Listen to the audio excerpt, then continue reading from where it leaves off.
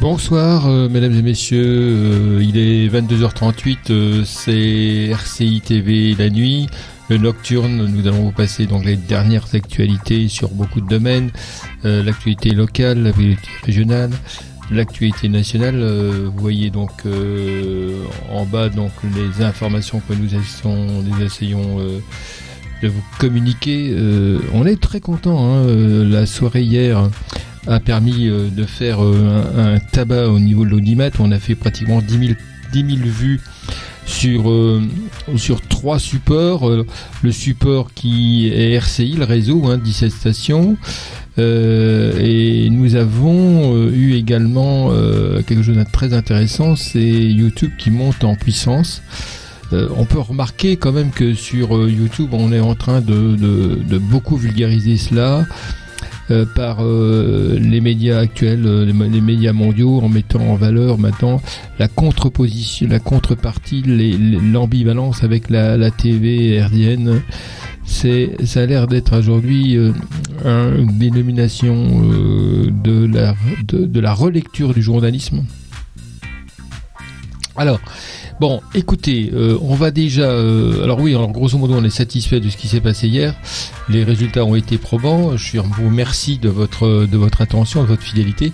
Alors, on est RCI TV Ardennes, on fait partie du réseau RCI. Et on va vous passer les dernières actualités en images. Notre équipe a travaillé là-dessus. D'abord, on va passer les informations en cohabitation avec les images. Donc les images vont défiler et vous aurez en même temps les actualités. Alors on va essayer de regarder ça déjà par exemple.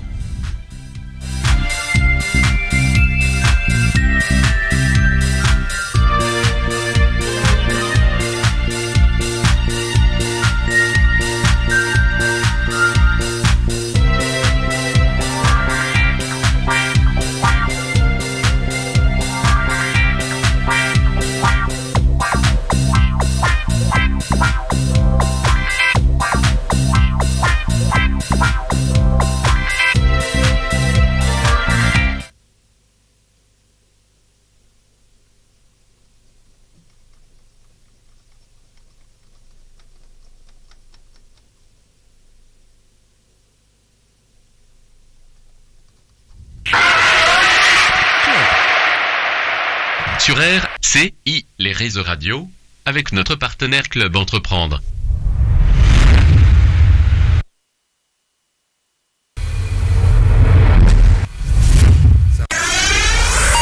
Il est 23h30 sur l'autoroute. Roald Bilbo. Bonsoir et bienvenue, merci d'être avec nous ce soir. On se retrouve pour un tour d'horizon des conditions de circulation. Situation a changé depuis notre dernier rendez-vous. Pas d'événement particulier à vous signaler, c'est déjà ça pour ce soir. Accident ou incident gênant. En revanche, la météo, attention, de la pluie de l'Île-de-France jusqu'en Rhône-Alpes, en passant par la Bourgogne, des averses qui peuvent être assez soutenues par endroits. Vous le savez, pas plus de 110 km/h sur autoroute dans ces conditions. Pensez aussi à bien augmenter les intervalles de sécurité avec les véhicules que vous suivez. Puis en ce qui concerne les températures, le reste stationnaire de l'ordre des 6 à 7 degrés. Des zones de travaux également sur votre route à prévoir. En tout cas, si vous êtes en région lyonnaise, le boulevard périphérique nord est fermé dans les deux sens, entre la porte de l'Ado et la jonction avec la 6. Jusqu'à 6h demain matin, c'est pour des travaux. Des déviations sont en place, notamment par le contournement est de Lyon.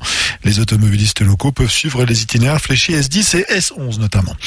Et puis si vous allez en Italie, alternate circulation ce soir et cette nuit sous les 2 tunnels transalpins du Mont Blanc en Haute-Savoie, du Fréjus en Savoie. Ils s'achèveront aux alentours de 6h demain matin. 45 minutes de passage dans chaque sens.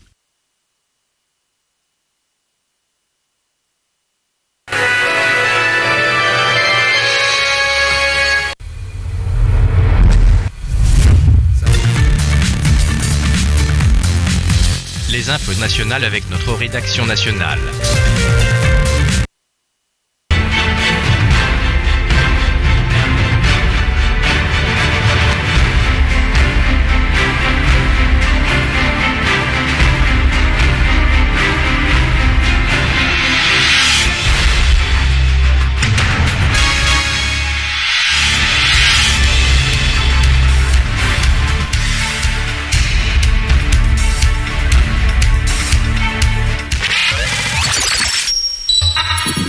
Intéressé, Club Entreprendre, 0970 466 713. La police britannique a procédé à 8 arrestations liées à l'attentat hier près du Parlement de Londres. Un attentat qui a fait 3 morts, une femme et 2 hommes.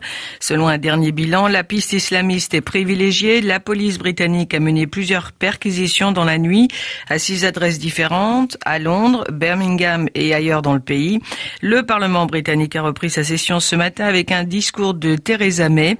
Nous n'avons pas peur et notre détermination ne faillira pas face au terrorisme, a répété la Première ministre qui a qualifié l'attentat d'attaque contre la liberté. L'auteur de l'attentat a fait l'objet d'une enquête des services de renseignement intérieur sur un réseau extrémiste, a-t-elle précisé. Cet homme est né au Royaume-Uni. Parmi la quarantaine de blessés se trouvent 3 lycéens français de Concarneau qui étaient en voyage scolaire. 2 sont dans un état grave, mais leurs jours ne sont pas en danger. Le parquet de Paris a également ouvert une enquête. L'attentat a été condamné par les capitales occidentales, dont la France, durement touchée par plusieurs attentats. Le président François Hollande.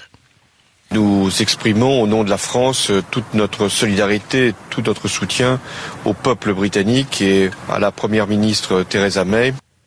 Cet attentat a eu lieu 1 an, jour pour jour, après les attentats de Bruxelles qui ont fait 32 morts et plus de 320 blessés. Enfin, le vote sur le référendum d'indépendance de l'Écosse au Parlement régional a été reporté à mardi en raison de l'attentat à Londres.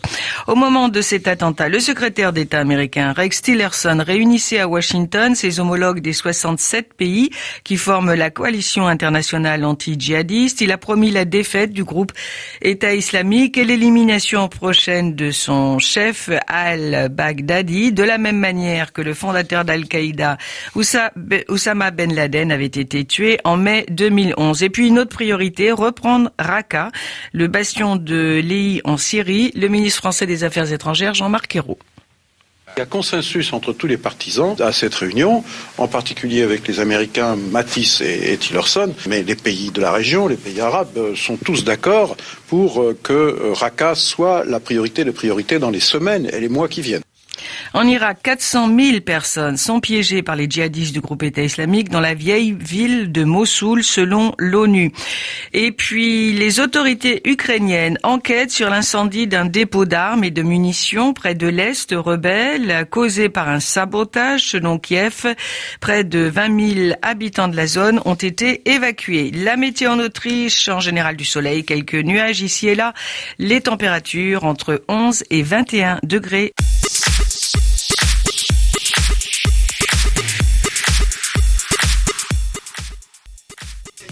Alors en direct de nos studios de RCI Radio, vous êtes avec toute l'équipe jusqu'à midi, cet après-midi.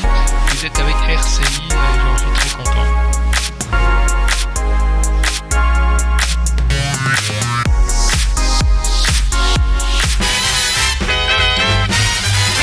KJOY 1280.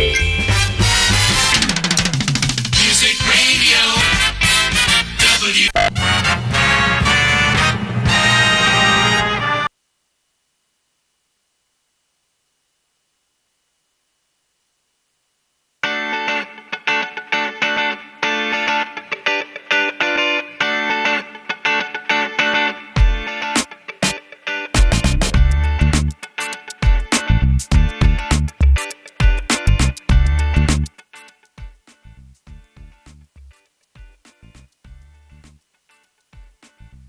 J'ai oublié le micro. Comme d'habitude, ça m'arrive. Il est 23h47. Nous sommes le 23 mars 2017. Nous sommes donc dans l'émission de la nuit. Donc on vous a passé les actualités.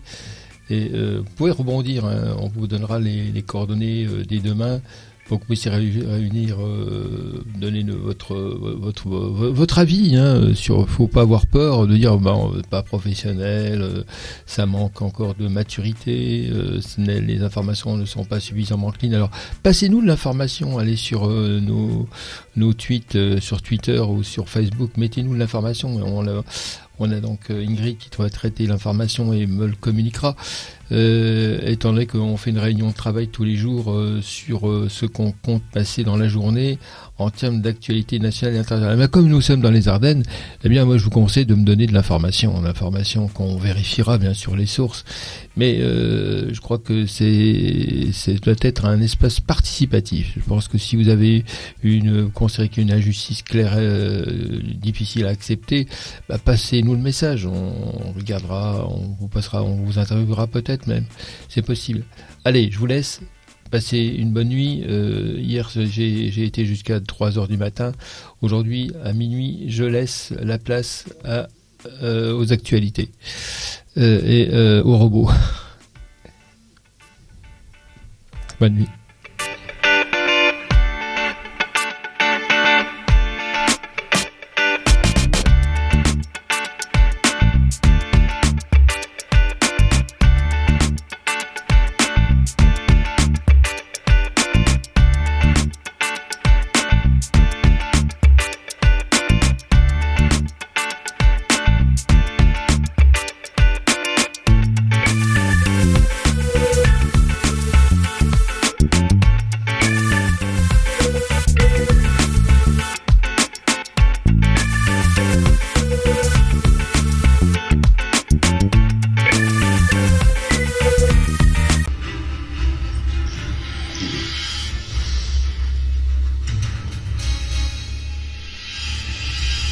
C'est qui ce matin.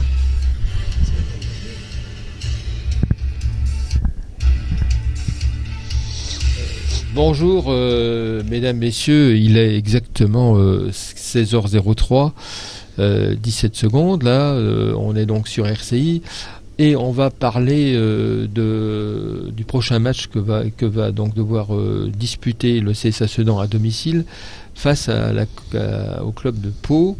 Alors, comme vous le savez très bien, on pose au décor. Sedan a quelques difficultés depuis des mois et des mois à redémarrer dans le classement. Il est toujours dernier. Les matchs, ils ne perdent pas pour l'instant. Et le leader a perdu sur le stade de Sedan, ce qui a été une réelle satisfaction. Et nous avons eu un 1-1 face à Épinal, et cette fois-ci c'est Pau qui vient à Sedan, et je suis avec notre ami Patrick qui est également correspondant de RCI et qui va nous parler peut-être dans le groupe il y a Pau qui n'est pas relégable, je crois. Alors Pau est en ce moment le premier non relégable. C'est ça, oui. Alors Pau alors on va jouer un jeu de mots un peu facile, risque d'avoir la peau de Sedan. C'est tout à fait possible, comme nous pouvons avoir sa peau. Voilà. Alors Pau, c'est une équipe qui tient la route, qui est solide. Vu sa position, je pense que ça ne doit pas être une si mauvaise équipe que ça, mais elle doit être dans nos cordes. On doit pouvoir être capable de la battre. Oui.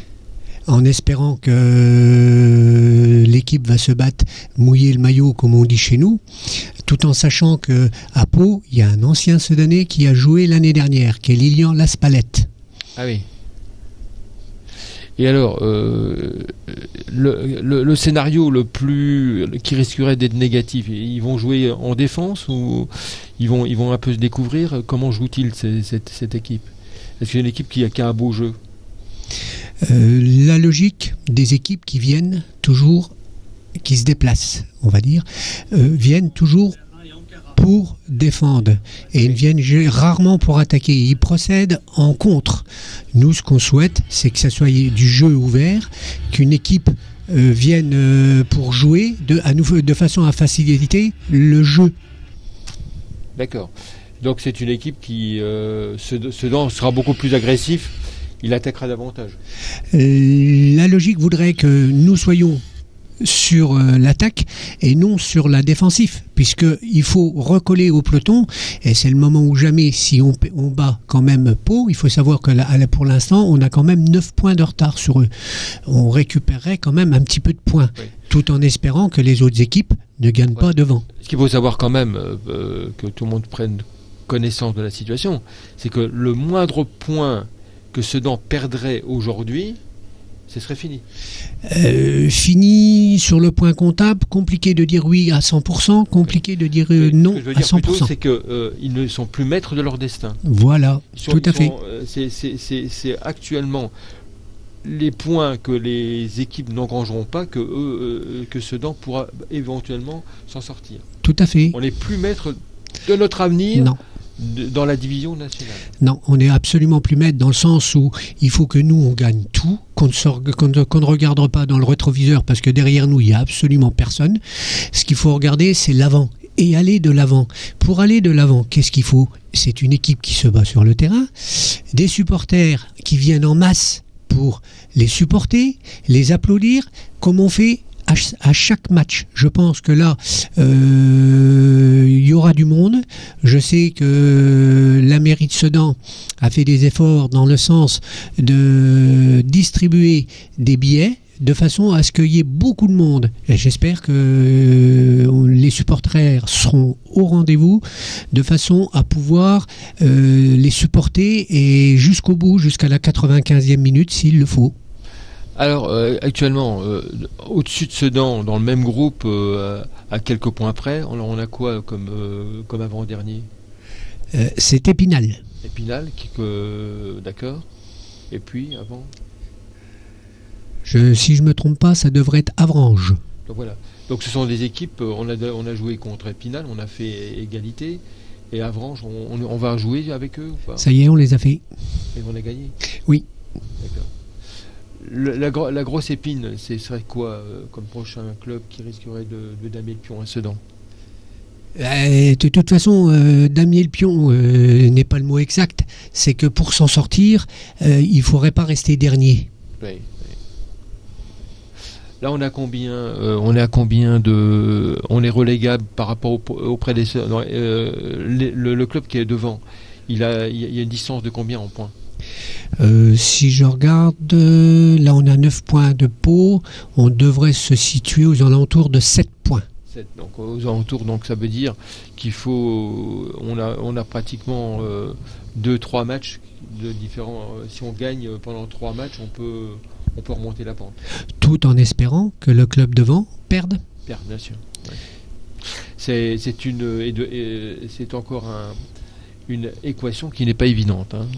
Non, absolument pas. Le match, je plains moi l'entraîneur. Hein. Oui, mais il savait très bien qu'en venant à Sedan, la situation était très très très compliquée.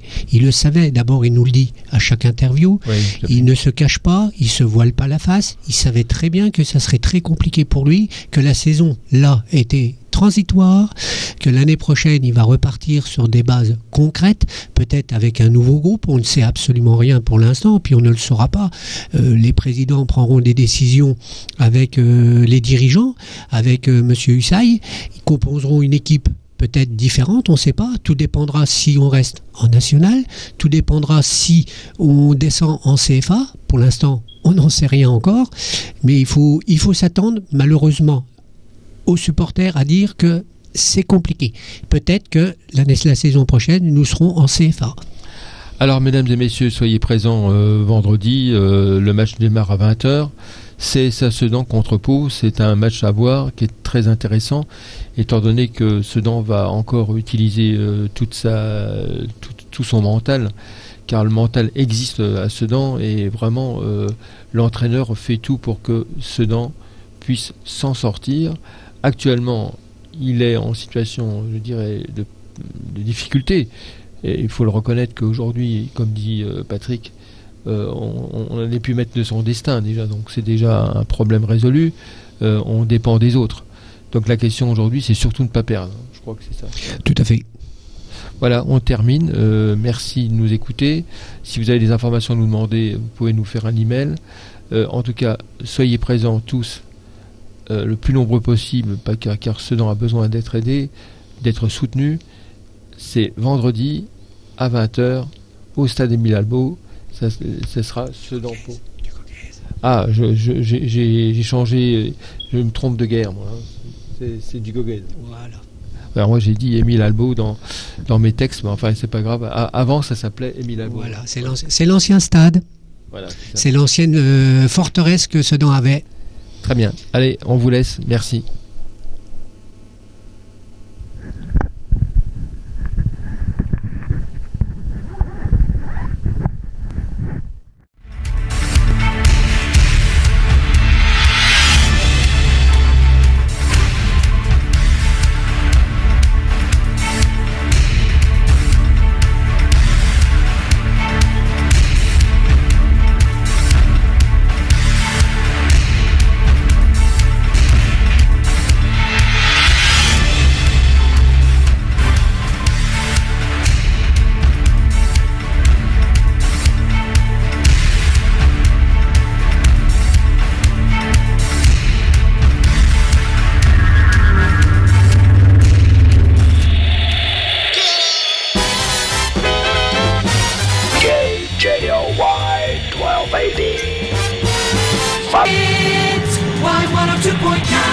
Vive le CSA Sedan.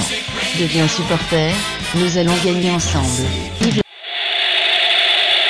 C'est le club football avec RCI TV Ardennes. Rejoignez-nous pour soutenir l'équipe de Sedan. Tous derrière le CSA Sedan.